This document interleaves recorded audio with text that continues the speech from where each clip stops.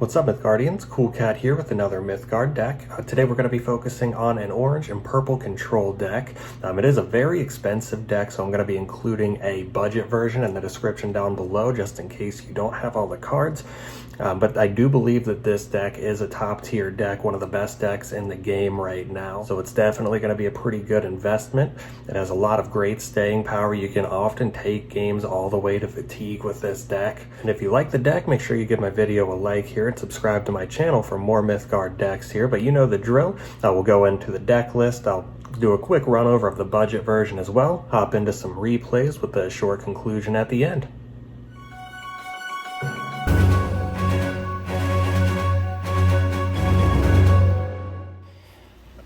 Alright, so hopping into the list, we'll take a look at the path and the power. For the path, we're running Turn of Seasons. It's just a great overall path. It'll help us out a lot with that fall effect. Draw a card, healing your minions, healing your face. And then for the power, we're running Impel. This is going to make our minions a lot more mobile around the board. Really up your ability to control the board with your tokens and smaller drops. And then moving into our cards, we have our Eager Recruit. So this is pretty much the best one drop in the game right now. One of the top 5 cards in the color orange as well. So it's a 1-drop 2/1, add a 1/1 Parsa Recruit to your hand. That's insane value. It'll give you some cards to discard if required. It'll also give you some just some more bodies to chump block on the board. We have the Xerxian Recruiter. We have 32 minions in this deck. It's pretty much a guaranteed draw. It does whiff occasionally, but of course that'll happen unless you're running a 40-card minion deck. We have 2 of the Insurance Brokers. This card is insane value. You're able to draw like 3 or 4 cards off of this. Typically out of one single insurance broker. I've gone into fatigue multiple times when the opponent still has 15 or 20 cards left in their deck, just because of the value I've been able to get off of this card. We are running a full suite of the Resupply Caravans. This card is insane. Gives adjacent minions a standard action, which is going to help you swing one more time with your big beefy lifesteal boys. It'll help you move a minion over and trade that way as well. And then it also has Defender, so that'll help to defend against some of your more important minions. We are running the Serendipity Ifrit. It's just a really good anti-aggro tool. 4/4 is kind of hard for them to get through.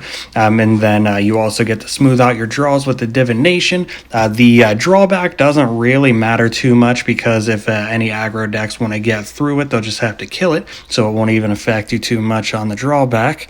And then we're running 2 of the parries. This is just a good card. 4 mana, draw 2, 2/2. So you'll draw 1, divination 2, pick the next card you draw. So it'll just help to refill your hand a little bit towards the mid game. We're running the Scion of Pride. It's one of the best mythics in the color orange. So it's pretty much just soft removal. Adds a Pride of Place spell to your hand. Turns a minion into a 4/4 Spirit Lion. And it's also immune to damage from spirits. So it's not going to take damage from the 4/4 Spirit Lion. It's also not going to take damage from some other spirits like Racer and Shadows. So that's just a very good card there. 4 mana 4/4 is pretty standard stat-wise and just has great value afterwards. We're running 2 of the Seal of Exile. This will just help with just getting rid of any sort of cards on the opponent's side. If they're running an enchantment deck, it'll get rid of their Tailroot Worms. If they're running aggro, it'll get rid of their Trapezists or their Wyverns. We're running the Enchantment to Heaven and Back. This is just great value in a card. Whenever the occupying minion dies, returns it to your hand. It's now an angel and gets +1/+1 and agile. And it's also reduced by 2 permanently, the mana cost. So you'll just throw your big beefy guys on this, get it back bigger and cheaper, play it again, and then just get more value out of it. One thing to keep in mind is that it only works with non-angel minions, so you won't be able to do it again with a minion that's bounced back to your hand. You also can't do it with the Scion of Pride. It is an angel, it has that tag right there, and you cannot do it with our next card here, the Armageddon Angel. So this will destroy every minion on the battlefield, leaving you with a pretty beefy minion on your end. It's made with 1 more strength from each of your minions that is killed and 1 less health from each of your opponent's minions. So if you use this card to kill too many of your opponent's minions, it'll be pretty weak. So generally you're going to want to use it to kill maybe 2 or 3 minions at the most, preferably some pretty big ones. Then you can really just throw down some tokens on your side of the board to make it a little bit more stronger. On the strength side, we're running 3 of the Racer and Shadows. That's just some regular good old spot removal. And then we have the Steam Bun. This card is amazing. It's good early, it's good middle, it's good late. With the effect, 1 mana, sacrifice this and draw a card. Essentially turns it into a 2 mana draw 2 with the square pike that's added to your hand. Usually the square pike is mostly used to get a little bit more lifesteal. It's maybe used to trade up a little bit on some minions. And also that piercing effect does come in handy every now and then, not too much, but definitely does come in handy against things like the Volkov Heavy. If you're having any issues with them, I'm running 2 of the Insatiate.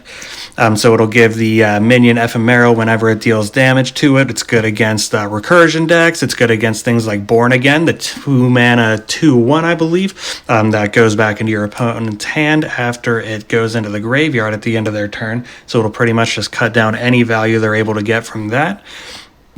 I'm running 2 of the Peach of Life. This is a very minion-heavy deck. It's also a control deck, so you're going to be going into the mid to late game where you're going to easily get that 7 or more minions into your boneyard. I have actually healed for maybe 15 or 20 health off of a single Peach of Life in the past, so it's definitely not unheard of, and it's not that hard to get to either with all of your smaller drops. I'm running 2 of the Sword Saints. The Biting Blade comes in handy to swing games once you stabilize on some overrun minions or onto just some big guys swinging face. I'm running a single Misfortune. You can only run 1, of course, the Mythic, but I'm running Misfortune. This will help to trade up a little bit on some of your smaller minions. It'll get a little bit of face damage. The Fragile 3+ overrun combination is really good to boost your damage that you're doing to the enemy in the late game. I'm running the Rogue Eidolon. It's a really good control tool, nullifies the minion in front of it, also gives Blast 3 to clear anything surrounding it that's trying to clear the Rogue Eidolon. I'm running the Feng Shui Master. That's just your standard enchantment hate if you're going up against a lot of Orpheum, a lot of Giant Stairways, or any real enchantment decks. Just run one of these, it'll clear them right out for you. I'm running 2 of the Spirit Aways. This is great removal. It goes against anything that the opponent plays. It'll get rid of thwarted minions like Sapo or Braggy. It'll get rid of just big drops that you can't deal with right now. And you can even use it against some chump blockers to set up lethal if you need to. And then I'm running the Tarragon. I'm mostly running this for the big body and the item, the Adamant Pearl. +1/+1 is cool, but we're mostly in it for that overrun effect that the Adamant Pearl gives your friendly minion. This will turn things like your Armageddon Angel, even your Tarragon itself, into some really threatening minions that can't be chump blocked. I'm running the Jinsuk Dollmaster. Pretty much just spot removal, or it'll help you trade up into some minions. You'll be able to move some the opponent's minions or your own minions into or out of danger, depending on what you want to do. And if you're able to go up to the brand, you pretty much just won the game right there, because your opponent can't play anything at all without bouncing it back into their hand. And then I'm running 2 of the Lantern Colossus, just a big overrun guy. The Immolation Cloak itself is also nothing to sneeze at there. It'll help clear out a wide range of smaller minions. It'll keep the opponent's snakes pretty much useless if they're running Serpent Dens. It'll kill them at the end of your turn, and then they won't be able to move them or attack with them, so that'll be very helpful there as well. And then I know this list is kind of expensive. We're running about 6 mythics, I believe, 3 in each color. So I did go ahead and make a budget list for you guys as well, just in case you didn't have all of these cards. So we'll go over that one next. Alright, so looking into the budget list, I tried to keep it as cheap as possible. I only have, 2, 3, 4, 5, 6 rares in here. The rest are common and uncommon. the path and the power are the same, Turn of Seasons and Impel.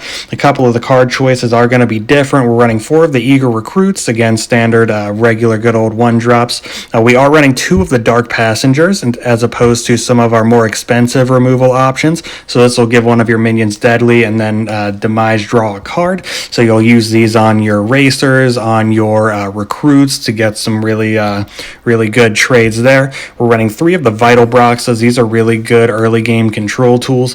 Fully heals whenever the enemy creates a minion, so you clear something small and then their board is empty, they have to play something, and then you get full healed right back up. We are running 2 of the Halcyon Decrees. It'll help you to trade up, it'll help you to value trade, it'll silence the enemy minions, it'll give them -2 attack. And that affects 3 lanes, so that's some good value there. We kept the 2 insurance brokers, just some regular good old card draw. We went down to 1 resupply caravan just to try to keep it as cheap as possible.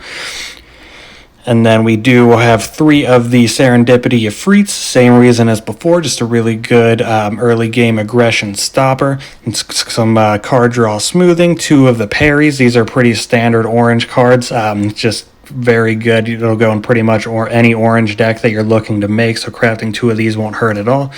We're going to keep 2 of the seals, same reason as before. We're going up to 4 racers, just some more spot removal to help you out in the early game to mid game.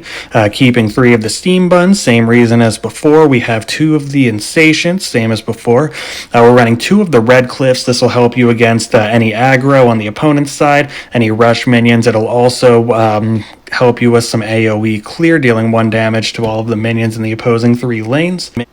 And then you just have to make sure that you're able to keep a minion on it going into the opponent's turn so that you can keep that rush suppression. We're still running 2 of the Sword Saints. Add a Biting Blade to your hand, get some more of that lifesteal. We went down to 1 Spirit Away.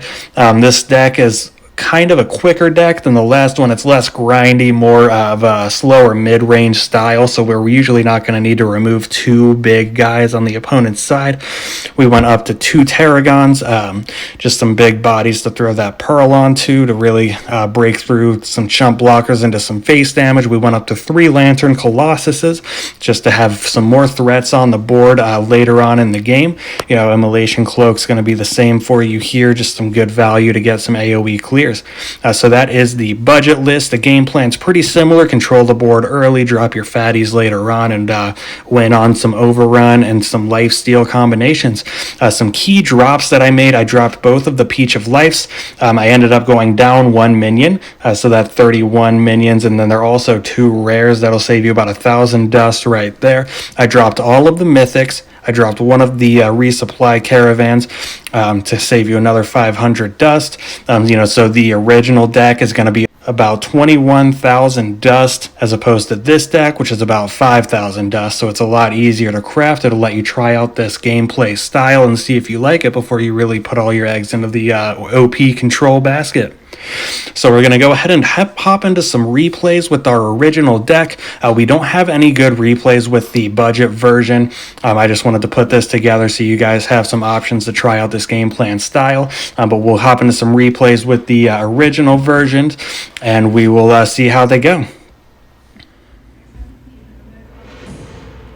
Alright, so this game we're going to be going up against Gab. He's playing the same color combination, orange-purple, but he's going with the quicker, more mid-range version, as you can tell by the Journey of Souls power.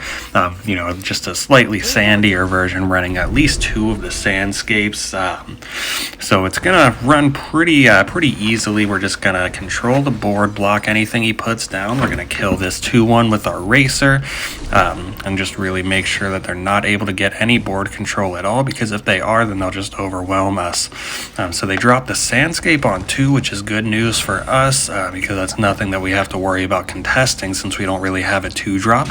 So that'll give us a free burn and pass. And then they dropped the Xerxian Recruiter on 3, which is also extremely good for us. They're missing out on a little bit of tempo there. So what we're going to do, we're going to burn this spirit away. We're not planning on them dropping anything too big too soon. We're going to drop the Eidolon to nullify the Recruiter, just to let us get into the Tarragon that much easier. They drop a parry on curve, which is really good for us. The weaker minions they drop, the better it is for us to control, the easier it is. So we're going to contest that parry with our own parry, increasing our hand size, giving us a couple of key cards here with the Steam Bun and the to Heaven and Back. They're going to go ahead and pop over the Recruiter and kill off this Eidolon, which is just fine. It's already served its purpose. It's got us to our Tarragon, so we are really okay with that. We can drop the Tarragon right in the middle there to block both of these minions, which is what we're going to do.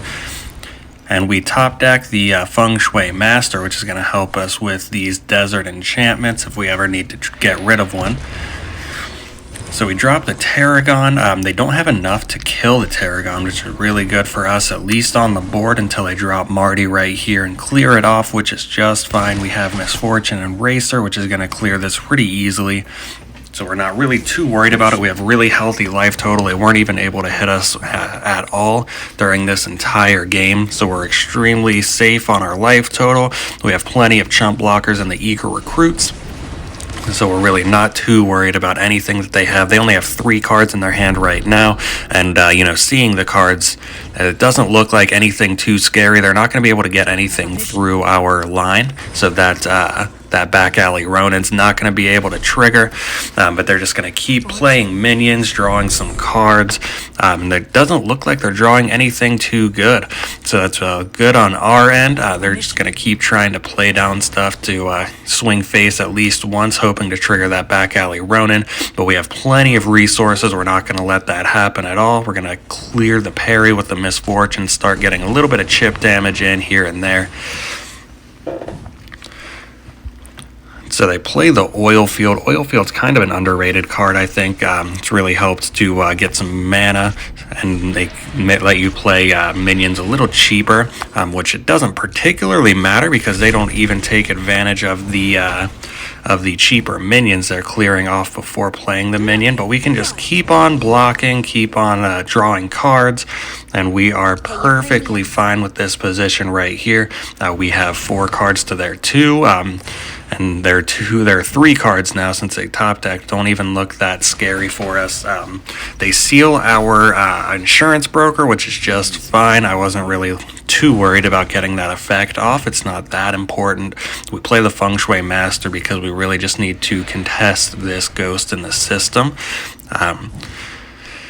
So they play a second ghost in the system to the far right, so that's going to be easy to block if we do end up drawing a minion here. They impel over, so we draw our Lantern Colossus. We'll be able to drop that right in front of these 2 minions, throw the Immolation Cloak right on top of it. They only have 1 card left, and we have full board control with almost a full hand 4 cards, so we are in a really great position. They top deck the Samuzin, and they are done. They recognize that there's nothing they can do to get past our line, and we're about to throw that Biting Blade onto that Lantern Colossus and heal an insane amount of health.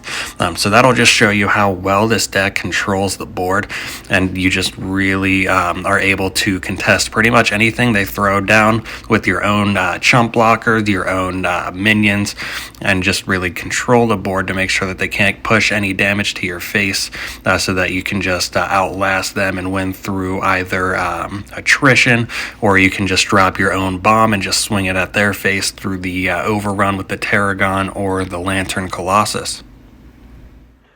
Alright, so that's the deck right there. It's a really, really strong deck. It can counter pretty much anything that the opponent would play. It'll give you a lot of big bodies to drop to close out the game, swing with them multiple times with your Caravan. Even the budget version is still very strong, I found. But we do have plenty of other replacements. If you don't have maybe 1 or 2 of the mythics, just go ahead and throw in, maybe depending on the mythic, if it's a bigger body, go ahead and throw in another Lantern Colossus or another Tarragon. If it's like your Rogue Eidolon, you could possibly slot in something like a Pentacle of Flavors or something along those lines. That would help you out a little bit, kind of fill that same niche that the Blast were to cover. And then along with that, if you're missing something like the Scion of Pride, you could always run something like a Mutton Morpher. I know it's definitely not as strong, but it'll help you out a little bit in a little bit of the same way. So that'll be the pretty much the rundown there. If you have any questions, make sure you leave them down in the comments for me, and like if you like, and subscribe for more MythGARD content. And as always, GG for Matt.